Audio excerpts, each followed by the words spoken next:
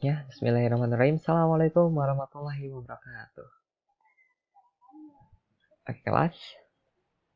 Let's come back with thematic time. Ya, kita sudah mendekati penghujung dua pertemuan terakhir dari tema 5 subtema 3 ini ya. Khususnya sekarang menginjak di pembelajaran 1. Dimana kalau masih ingat tema kita kali ini yaitu pahlawanku. Oke. Now, today we are going to learn about the story of General Sudirman and then the types of mirrors. Yeah, but before we study, let's pray together with saying Basmalah. Bismillahirrahmanirrahim. In the names of Allah, the most gracious and the most merciful. Ya Allah, give me blessed knowledge and give me good understanding. Amin ya robbal alamin. Nah, untuk yang pertama, kita akan bahas, jadi ada dua pembahasan kali ini, yaitu perjuangan para tokoh, ya khususnya pada masa perjuangan kemerdekaan, yaitu Jenderal Sudirman, dan juga yang kedua, yaitu tipe-tipe atau jenis-jenis dari cermin. Oke, untuk yang pertama, ini adalah perjuangan para tokoh. Nah, teman-teman, kita ingat kembali bahwa Indonesia ini ya dari Sabang sampai Merauke tentunya tidak akan bersatu, tidak akan terbentuk menjadi negara kesatuan Republik Indonesia kalau tidak ada perjuangan dari para tokoh pada masa dahulu kala ya yang bercita-cita mempersatukan Nusantara atau negara kesatuan Republik Indonesia ini ya. Adapun perjuangan itu sangat panjang, dimulai dari masa perjuangan kerajaan Hindu dan Buddha, ya. Contohnya waktu dulu itu kita sudah bahas mengenai Raja Purnawarman, ya. Yang selanjutnya yaitu dilanjutkan setelah masa kerajaan Hindu Buddha, maka Indonesia ini mengalami perubahan masa setelah para pedagang datang ke Indonesia dari Arab datang ke Indonesia, itu masuklah nilai-nilai Islam sehingga di sana terjadi perjuangan kerajaan Islam ya dan terbentuk kerajaan-kerajaan Islam seperti Samudra Pasai dan juga kemarin di Sulawesi ya khususnya di Makassar di daerah sini di daerah kaki Pulau Sulawesi itu dari kemarin itu kerajaan Goa dan Talo yang dipimpin oleh Raja Sultan Hasanuddin atau Ayam Jantan dari timur ya. Kemudian setelah masa perjuangan kerajaan Islam melawan penjajahnya itu dari Belanda, dari Portugis, dari Jepang, maka dilanjutkan oleh perjuangan masa kemerdekaan ya atau merebut kemerdekaan Indonesia. Itu contohnya kemarin sudah kita bahas orang-orangnya itu, tokoh-tokohnya itu pertama yaitu Insinyur Soekarno dan sekarang kita akan bahas Jenderal Sudirman. Nah, semua tokoh ini ya berjuang melawan penjajah dengan caranya masing-masing. Begitupun juga dengan Jenderal Sudirman ya, yang memiliki nilai patriotisme luar biasa dalam melawan penjajah. Nanti kalian akan baca biografi singkatnya betapa diceritakan bahwa di sana meskipun Jenderal Sudirman itu sakit tapi tetap tidak mengurungkan niatnya untuk berjuang melawan penjajah ya. Nah, oleh karena itu, yuk kita baca biografi singkat Jenderal Sudirman dalam worksheet. Kemudian untuk memudahkan mempelajari hal baru tentang Jenderal Sudirman, tuliskan tabel Q and W. Oke. Now and wonder. Ya, yang kemarin itu now itu adalah apa yang sudah kalian ketahui tentang cerita dari Jenderal Sudirman dan wondernya ini adalah apa sih yang kalian ingin ketahui lebih lanjut dari cerita Jenderal Sudirman tersebut. Nah, contohnya, tahukah kamu apa itu perang gerilya? Oke, nanti kalian boleh baca dulu ya cerita biografi singkat Jenderal Sudirman dalam worksheet. Nah, tahukah kamu apa itu perang gerilya? Nah, jika kamu belum tahu, maka kalian boleh menulis hal tersebut dalam kolom wonder. Oke, jadi kan belum tahu nih perang gerilya itu apa, tapi ada di cerita tersebut. Maka tulis perang gerilya di kolom Wonder pada tabel Q and W ya. Nah, perang gerilya adalah perang yang dilakukan secara sembunyi-sembunyi, teman-teman. Cepat dan biasanya dalam kelompok kecil. Perang gerilya ini membutuhkan kehati-hatian supaya tidak terlihat oleh musuh, dan prajurit harus memiliki kewaspadaan penuh, mengawasi seluruh keadaan dan melihat ke semua arah. Oke, jadi perang gerilya ini karena sembunyi-sembunyi diperlukan suatu konsentrasi yang lebih dalam melihat segala arah. Ya, harus waspada. Kewaspadaan ini tentunya sama halnya dilakukan oleh kita ketika sedang mengendarai mobil atau motor, ya, yang membutuhkan kehati-hatian dan kewaspadaan.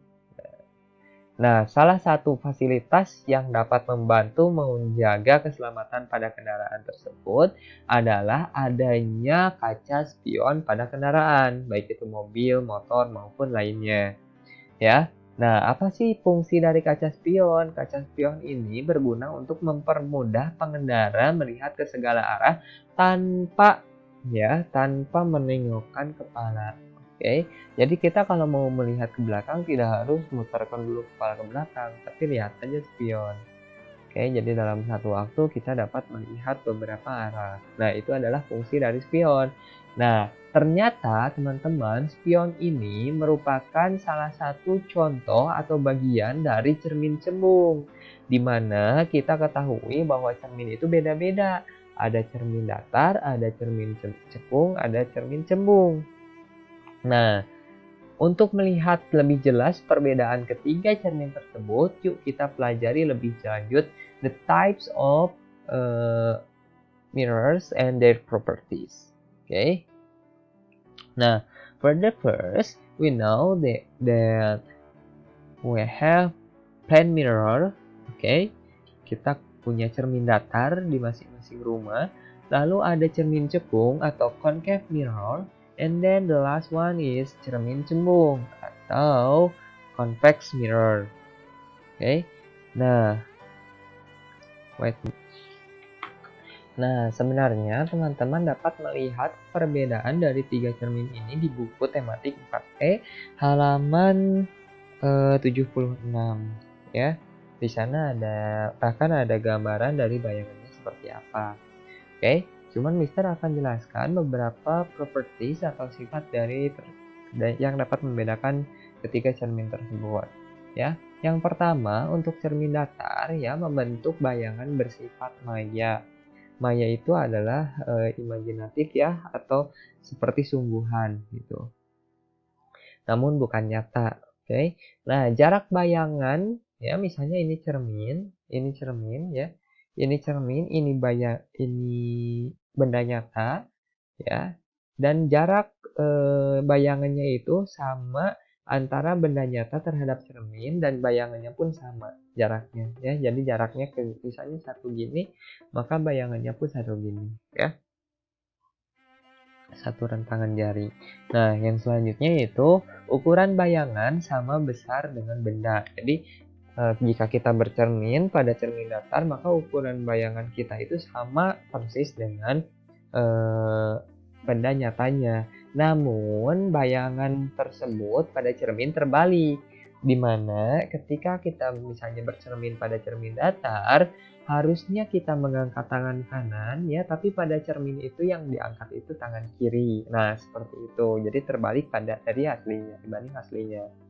Contoh cermin datar yaitu cermin untuk berhias atau cermin-cermin yang biasa ada di rumah kita. Nah, itu adalah cermin datar. Oke.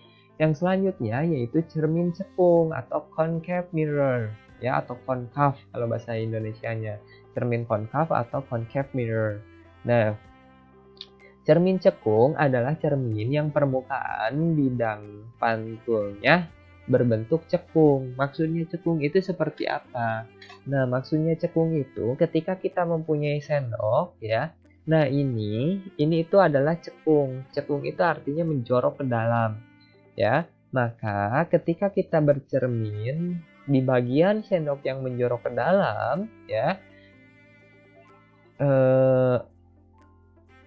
ini sifat bayangan cermin tersebut tergantung letak atau jarak pada cermin ya. Jika kita dekat dengan cermin, maka bayangannya itu terbalik ya, dimana kepala kita itu ada di bawah. Oke, seperti itu. Namun itu bergantung pada jarak antara kita dengan cermin cekung tersebut. Nah, di mana cermin cekung ini bersifat mengumpulkan sinar. Adapun penggunaannya, karena ini cermin ini bersifat mengumpulkan sinar, maka biasanya cermin yang menjorok ke dalam ini dimanfaatkan untuk menyimpan lampu ya, memantulkan cahaya dari lampu maupun lampu yang terdapat pada mobil atau kendaraan dan senter. Ya, jadi karena ini bersifat mengumpulkan sinar, jadi meskipun lampu senter itu kecil, tetapi dapat menyinari lebih luas. Oke, nah seperti itu. Karena mengumpulkan sinar. Adapun yang selanjutnya yaitu cermin cembung atau convex mirror. Nah, kalau misalkan kita sendok, nah untuk cermin cembung itu adalah permukaan yang keluar ya. Jadi kita dapat bercermin di permukaan yang keluar ini ya, yang menonjol keluar. Nah, adapun berbentuk cembung ya atau keluar itu. Nah, cermin cembung ini bersifat menyebarkan sinar sehingga ketika kita melihat ke dalam cermin cembung, maka kita dapat melihat sekeliling kita ya, menyebarkan sinar. Dan cermin cembung selalu membentuk bayangan yang bersifat maya.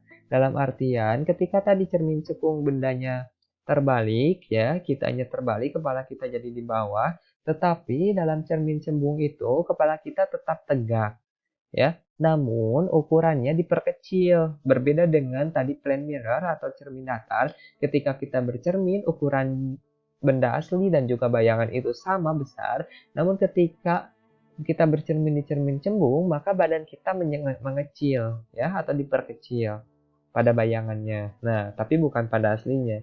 Nah, adapun contoh pemanfaatan dari cermin cembung yaitu spion ya, di mana spion itu karena bersifat menyebarkan sinar, jadi dapat melihat sekeliling arah dari kendaraan kita. Oke, adapun pada di jalan-jalan juga itu banyak cermin cembung ya. Itu adalah salah satu contoh dari cermin cembung. Nah, how to compare plane mirror, concave mirror, and convex mirror.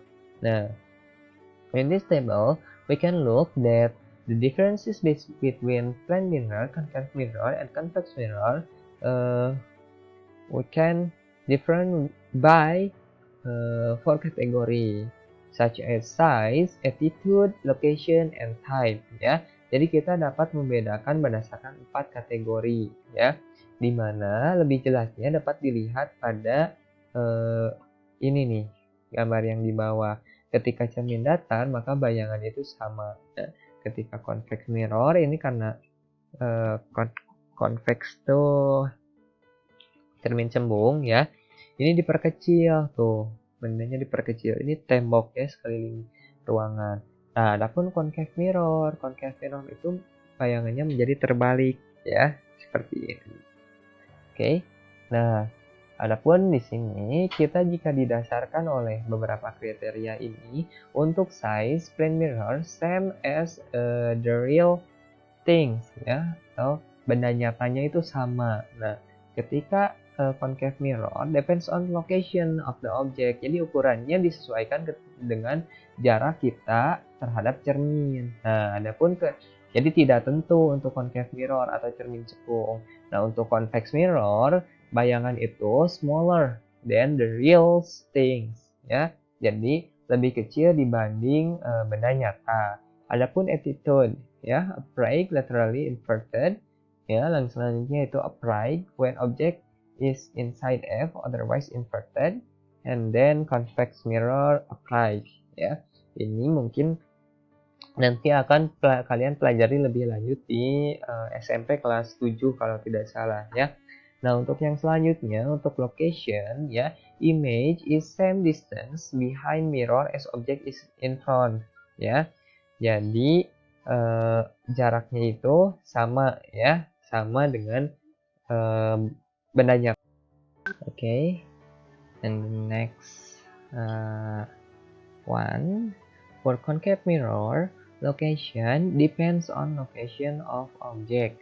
Ya, jadi kalau misalkan bayangan dalam cermin cekung ini berdasarkan lokasi dari benda nyatanya seperti apa, ya tidak dapat ditentukan jaraknya itu secara langsung. Kalau tadi kan sama ya. Kalau cermin datar itu selalu sama. Kita jauh, berarti sama. Kita 2 meter dari cermin, maka bayangan tersebut juga 2 meter dari cermin. Sama halnya, oke? Tapi kalau misalkan untuk concave mirror, ini berdasar pada lokasi dari objek benda nyatanya seperti apa, ya. Ya, langsung selanjutnya, untuk convex mirror atau cermin cembung, location-nya itu behind mirror, position varies. Maksudnya itu bayangannya itu lebih jauh, ya lebih jauh dari benda nyatanya. Dalam artian gini, teman-teman,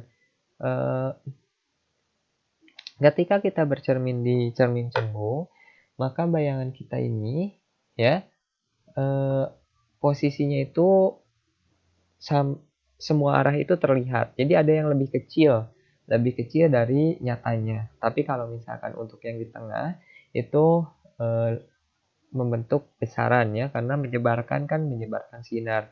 Yang selanjutnya, plane mirror atau dari tipenya itu adalah virtual. Jadi bayangannya itu maya tadi ya, virtual itu maya tadi. Kalau misalkan concave mirror itu virtual when object is inside F, otherwise real ya. Pada lainnya, jadi kalau misalkan untuk concave mirror, kalau yang di tengah-tengah itu adalah virtual ya, when object is inside F, but otherwise real. Yang lainnya itu adalah nyata ya. Jadi hanya terbalik saja. Ya, untuk convex mirror atau cermin cembung itu sama dengan plane mirror atau bendanya itu maya, dalam artian sama bentuk ya, tidak terbalik. Oke. Nah, I think it is enough ya for today. We can continue with or by Zoom meeting, but supaya kalian lebih paham lagi mengenai perjuangan tokoh sejarah Indonesia dan jenis cermin, kalian dapat membaca buku tematik 4E halaman 74 dan 76. Setelah membaca kembali, yuk kita lengkapi worksheet-nya dan baca terlebih dahulu instruksinya agar tidak keliru mengerjakannya. Oke, kelas, thank you. If you have question, boleh ditanyakan. Ya, the person in the mirror is your only competitor. Ya, orang yang terdapat di dalam cermin adalah satu-satunya orang yang merupakan pesaing dari dirimu.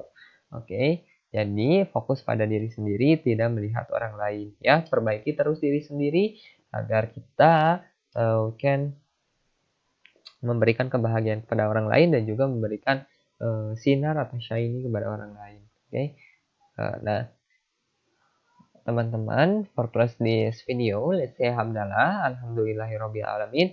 Praise be to Allah, the Lord of the worlds. Ya Allah, please remind me of what I forgot and teach me what I don't know. Amin ya rabbal alamin. Oke, class, thank you. Wassalamualaikum warahmatullahi wabarakatuh.